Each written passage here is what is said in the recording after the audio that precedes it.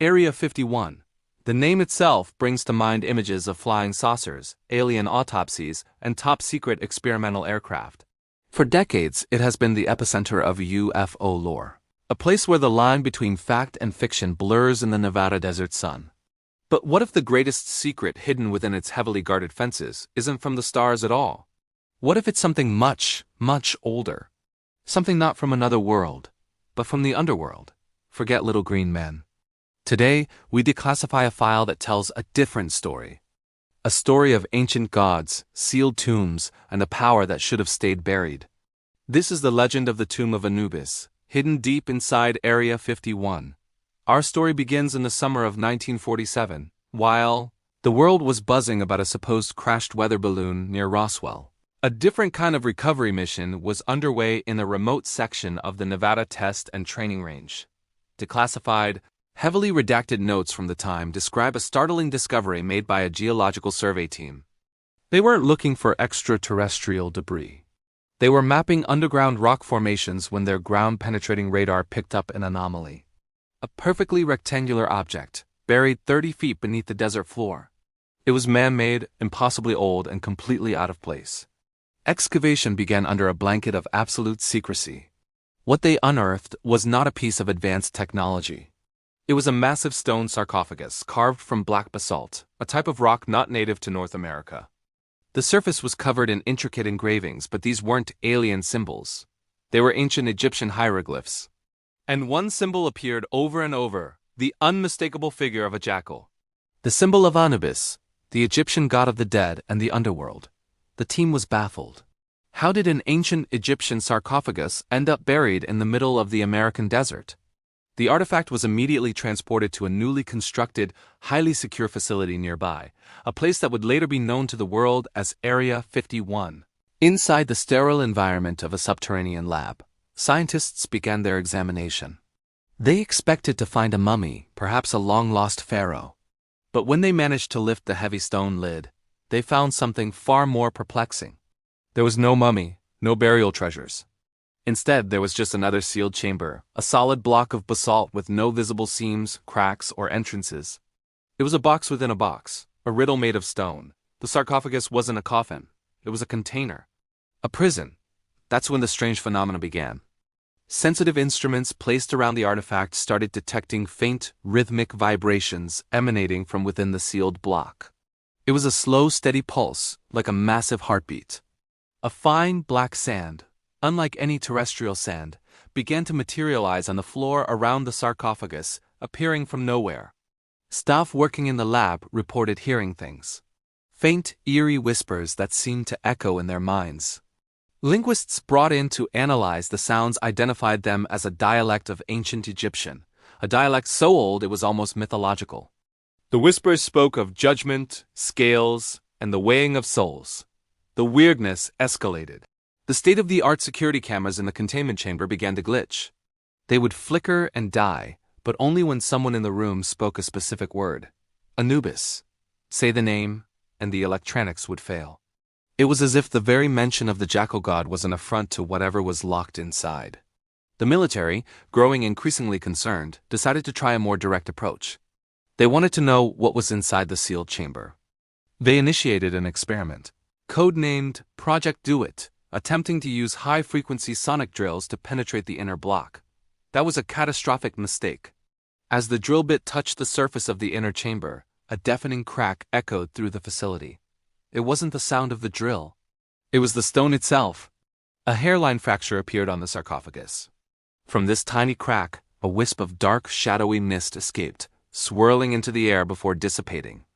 The power to the entire facility instantly cut out, plunging the base into emergency backup lighting. In the flickering red light, chaos erupted. Guards stationed throughout the underground levels began screaming into their radios. They were having visions, shared hallucinations of terrifying apocalyptic scenes. One saw the Nile River turning black as ink, its waters thick with shadow. Another described legions of jackal-headed soldiers marching in perfect unison across a desert of bone. A third guard, found weeping in a corner, spoke of a terrifying throne, not of gold or stone, but forged entirely from human skeletons, with a dark canine figure seated upon it. The visions were specific, ancient, and terrifying. Panic ripped through the military command. They had unleashed something they couldn't comprehend. They hadn't found an alien. They had disturbed a god. Or worse, a prison meant to hold one. The experiment was immediately terminated. The file, now designated 492A, was stamped with the highest level of classification and locked away, destined to be buried forever.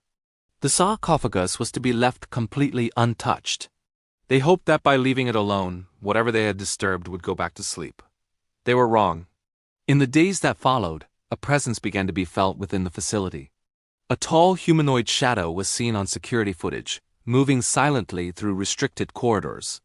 It was slender and impossibly tall, with a silhouette that hinted at a non-human head. Staff who caught glimpses of it were paralyzed with fear. They all reported the same chilling detail. 2 points of light that burned where its eyes should be, glowing with the intensity of molten gold. The entity left tracks, but not in dust or dirt. It left perfect, canine footprints seared into the solid metal floors of the hallways, as if its very presence melted the steel beneath its feet. One night, a lone guard on patrol in the containment sector rounded a corner and came face to face with the entity. He said it stood perfectly still, its glowing eyes staring right through him. It didn't move, it didn't make a sound, but he heard a voice in his head, ancient and cold as the grave. It whispered a single terrifying sentence: "The underworld is near." The guard fled and the shadow vanished. The next night, it made its move. The entity, this Anubis-like being, simply walked through the reinforced, 4-foot-thick containment door as if it were smoke. Alarms blared across the entire base. It had broken containment. Special forces teams scrambled, but they were chasing a ghost. The entity moved with unnatural speed, phasing through walls and disappearing from sight, only to reappear moments later in a different section of the base. It was heading for the surface. Once it reached the desert, helicopters were scrambled to give chase, their powerful searchlights cutting through the night. They spotted it once, a tall, dark figure striding out into the vast, empty desert. Then, as the choppers closed in, it simply dissolved. It vanished like a plume of smoke on the wind. The chase was over. The last radar ping from the area wasn't of an aircraft or a vehicle. For a brief, baffling moment, the radar screens showed a massive, pyramid-shaped energy signature forming deep beneath the Nevada soil before it too faded to nothing. In the aftermath, the official cover story was rolled out. Area 51 released a carefully worded statement about a minor power grid failure and a scheduled training exercise. The public was told that nothing unusual had occurred, business as usual. But behind the scenes, the scientists knew the truth. They were detecting an unexplained, massive surge of dark matter originating from the very spot where the entity had disappeared. And even more disturbingly, local geologists and hikers started reporting something bizarre. Strange symbols were appearing on rocks and canyon walls for miles around the base. They were freshly carved, as if by an unseen hand. It was the mark of the jackal. The tomb of Anubis was no longer sealed, its warden was free. And it was marking its new territory. What truly happened in the Nevada desert? Did the U.S. military accidentally unleash an ancient Egyptian god? And if so, where is it now? The world may think of Area 51 as the home of aliens, but perhaps its greatest secret is far more legendary. If you want to uncover more hidden myths and declassified legends like this, make sure you subscribe to Legendary Myth. Don't wait. You never know when the jackal god might come looking for you. Thanks for watching.